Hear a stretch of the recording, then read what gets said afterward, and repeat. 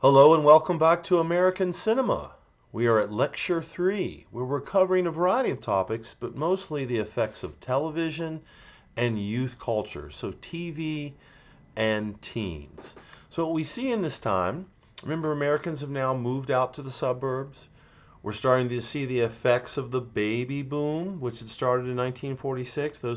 Those kids are growing up, they're becoming teenagers, and they're starting to affect Hollywood and affecting who goes to see movies. While television is affecting a lot of the parents. A lot of parents are staying home and not going to the movies. So this begins to change Hollywood and the films that they create, the content and the way they present that content. Okay? So, first of all, television. Television has a huge effect on Hollywood. It takes away a lot of its audience, it gives them another option. People can stay home. By the 60s, we'll see color start to be introduced, and that will change television once again. But right now, television is growing and growing in popularity, and Hollywood has to respond. Well, how do they respond? Well, number one, they start making a lot more color films. Number two, they build drive-ins, as you see here in today's image, out in the suburbs where a lot of the audience has now moved. Number three, they move to widescreen films. They start making larger, wider films, like the one we see presented here in the picture.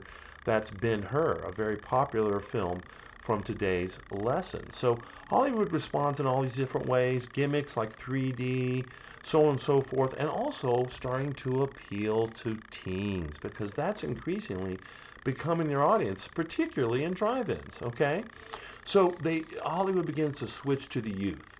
And we see that reflected in the films selected for this week. First up, most importantly, one I think you'll really like, Rebel Without a Cause. Okay, this features James Dean, the infamous James Dean.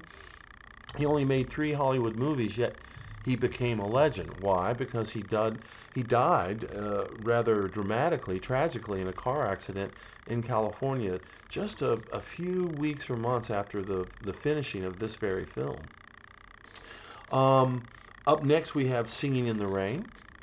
Singing in the Rain is a great classic from a Hollywood studio era. It's got beautiful visuals. It's made in Technicolor, and it really exemplifies the musicals that were being made in this time. Now, it's made in 1950 or so, 52, but then it's talking about the transition from silent to sound that happened in the 20s. We finish up with Ben-Hur, the aforementioned. Ben-Hur was an epic film. It was part of Hollywood's response to television. So television is small. They're doing family dramas. We can do gigantic widescreen films with epic cinescope lenses and reveal to the audience something they can't get at home.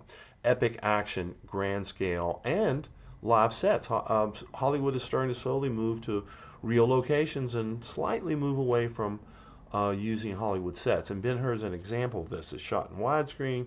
It's epic. It's like 3 hours long. And by the way, it sweeps the Oscars, winning like all the major awards and becoming the film of the year in 1959. Unfortunately for Hollywood, it sets a bad precedent.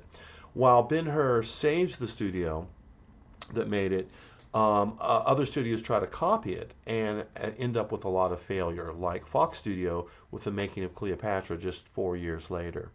So this sets off the bloated era, which we'll talk about next week some, in which Hollywood is making a lot of these epic films to try to draw the audience back, audiences that they lost to television. Meanwhile, the young people are more attracted to films like James Dean in Rebel Without a Cause. They're not so interested in these giant epic films, and that will begin to present problems for Hollywood. Okay, hope you enjoyed the lecture. Make sure to watch the videos and the film clips and the films explained, and reach out if you have any questions. Okay, take care.